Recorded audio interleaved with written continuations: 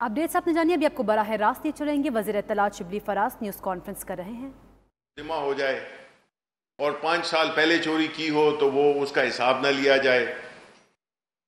तो ये इस तमाम तर चीज़ें जो कि वो मांग रहे हैं, आप अगर देखिए उन्होंने पाकिस्तान की पूरी सियासत को, पाकिस्तान की पूरी जो इस वक्त हमारे जो एक बजाय इसके कि वो मशवरा दें, बजाय इसके कि वो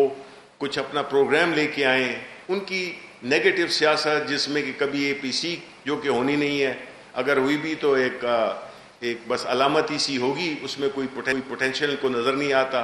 एक दूसरे के खिलाफ इनकी बदनीयती हैं, एक दूसरे से मिलना नहीं चाहता। एक और मोहतरमा है जो कि अभी कभी मोटरवे पे फिरती हैं तो वो उनको कुछ याद आता है, और जो दूसरे हैं वो बुनियादी तौर पे इस वक्त बिल्कुल उनका कोई एजेंडा नहीं है। उनका एजेंडा सिर्फ एक ही है कि ये जो इमरान खान, प्राइम मिनिस्टर इमरान खान जिस तरह से साबित कदमी से मुल्क को चला रहे हैं, मुश्किलात से निकाल रहे हैं, जिस हालत में पाकिस्तान मिला था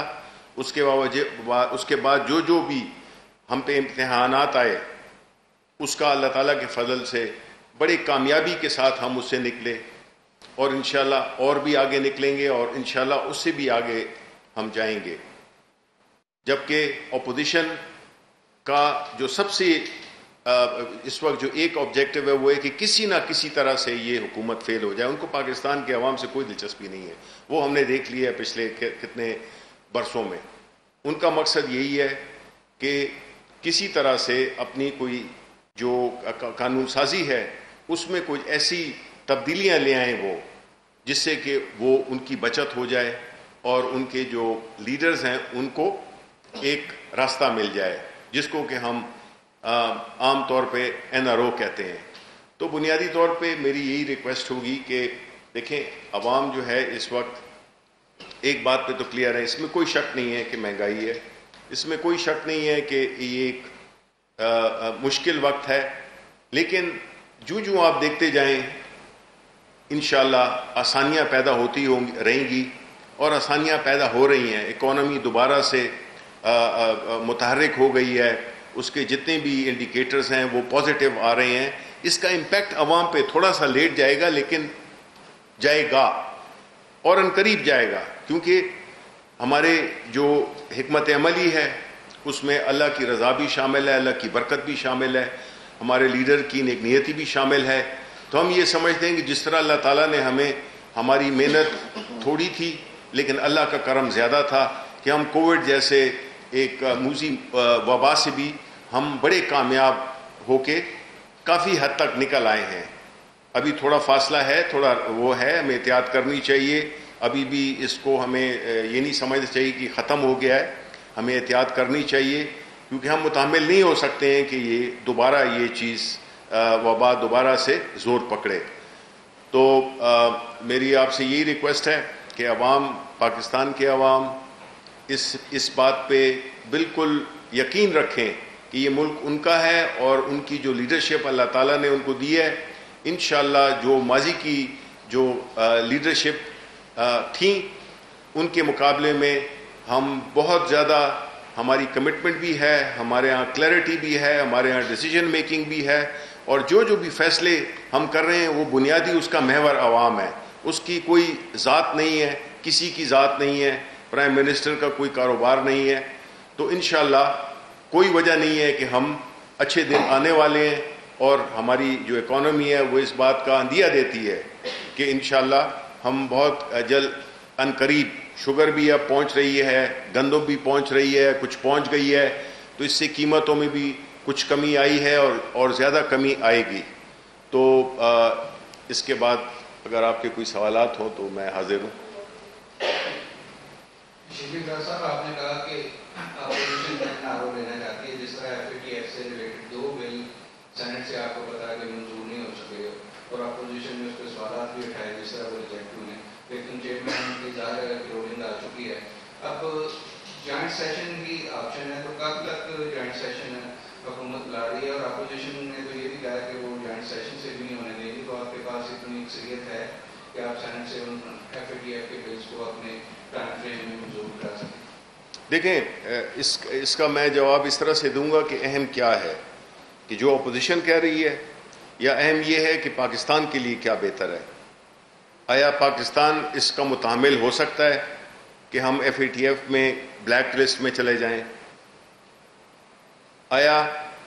یہ ممکن ہے کہ آپ پاکستان کے خلاف ووٹ دیں گے جو کہ آپ نے دیا؟ بات یہ ہے کہ یہ کوئی کسی ذات کے لیے تو نہیں ہے. ہم نہیں ہیں پاکستانی، آپ نہیں ہیں پاکستانی، ہمیں تو کوئی اللہ کا شکر ہے کہ ہمیں کوئی فکر نہیں ہے. قانون بنے اس کی آڑ میں ہم بھی آ سکتے ہیں،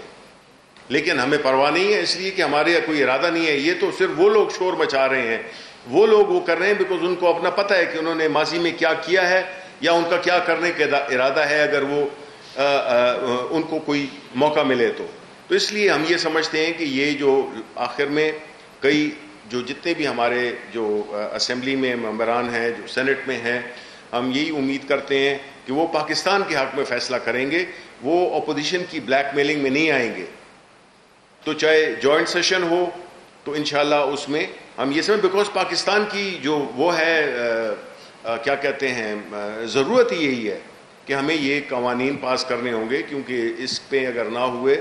تو اس کی وجہ سے ملک کو بہت نقصان ہوگا، معاشی طور پہ بہت نقصان ہوگا. عالمی برادری میں ہماری جو ایک سٹینڈنگ ہے وہ ہوگی، چیزیں مہنگی ہو جائیں گی، اور اس کے بڑے بھیانک قسم کے وہ ہیں نتائج ہیں اگر یہ نہ ہو سکا. تو اس لیے عوام کو بھی ہم بتانا چاہتے ہیں کہ جی ہم یہ ملک کے لیے قانون لانا چاہ رہے ہیں جو کہ ہماری مجبوری ہے، جو ہم پہ انٹرنیشنل کمیونٹی نے ہم پہ عائد کی ہے. اور دوسرا یہ ہے کہ ایک طرف وہ لوگ ہیں جو کہ صرف ایک خاص طبقے کو، ایک خاص لیڈرشپ کے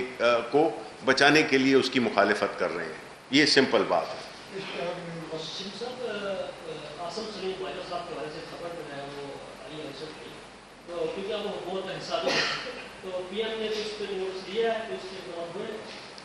دیکھیں سوشل میڈیا ایک ایسی چیز ہے، اور میرا خیال ہے کہ ایٹ ٹائمز اس کا جو اثر ہوتا ہے وہ پرنٹ میڈیا میں بھی آ جاتا ہے. یہ ایک ایسا ہتھیار ہے جو کہ اگر آپ سیلف ڈیفنس کے لیے بھی استعمال کر سکتے ہیں اور رازنی کے لیے بھی استعمال کر سکتے ہیں. تو جو ان کے بارے میں باتیں ہو رہی ہیں، میرا خیال تو یہی ہے کہ وہ باتیں ٹھیک نہیں ہیں. میں نے باجوہ صاحب سے بھی میرا یہی وہ ہوگا، مشورہ ہوگا کہ وہ آ کر اس کی کلیریفیکیشن کر دیں، کیونکہ میرا نہیں خیال ہے کہ جو باتیں ہو رہی ہیں وہ درست ہیں.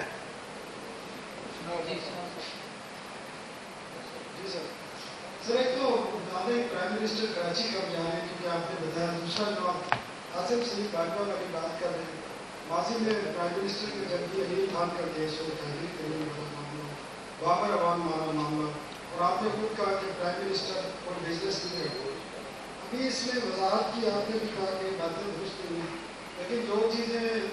پراپرٹیز کے حوالے، بزنس کے حوالے سے اٹیسٹڈ کاپیاں آئی ہیں، اس کے بعد کیا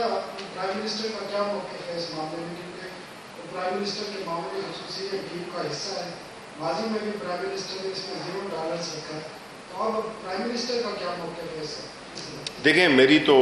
اس موضوع پہ پرائم منسٹر کے ساتھ یہ 3 دن محرم کے تھے اور آج ہماری کافی مصروفیات تھیں. اس بارے میں تو بات تو نہیں ہوئی ہے، لیکن میں یہ سمجھتا ہوں کہ دیکھیں ہماری پارٹی نے ہمیشہ شو کیا ہے کہ اگر کوئی صرف اخباری خبروں پہ یا سوشل میڈیا پہ چلنے والی خبروں پہ تو کوئی کسی کو نہ استعفیٰ دینا چاہیے، نہ کوئی استعفیٰ دے گا، کیونکہ جب تک کہ کوئی چیزیں ایک خاص شکل نہیں پکڑ لیتی ہیں، ایک خاص ایسے فورمز پہ نہیں جاتی ہیں جہاں پہ کہ یہ ڈٹرمن ہو، اور اگر ایک فارمل قسم کی ایکوزیشن ہو تو پھر تو ظاہر ہے کہ nobody is exception. Karachi prime minister صاحب اس ہفتے میں ہی انشاءاللہ جائیں گے. سر آج پرائم منسٹر نے کراچی ٹرانسفارمیشن پلان کے اوپر ایک میٹنگ چیئر کی. سر وہ جو پلان بنایا اس میں وفاق کے لوگ موجود تھے اور وفاقی وزراء وغیرہ، اور ساری جو میٹنگ ہوئی ہے وہ وفاق کے حوالے سے ہی ہوئی ہے. سر کراچی پرائم منسٹر جائیں گے تو کیا یہ جو کراچی ٹرانسفارمیشن پلان ہے یہ سندھ حکومت کے ساتھ مل کر جو تمام اسٹیک ہولڈرز کو پرائم منسٹر نے کہا ہے کہ آن بورڈ لیا جائے، تو کیا اس کو فائنلائز اسی وزٹ میں کر دیا جائے گا یا ابھی اس کا اور لانچ کیا جائے گا؟ دیکھیں، بنیادی طور پہ تو ہمارا مقصد ہے اپنی ایک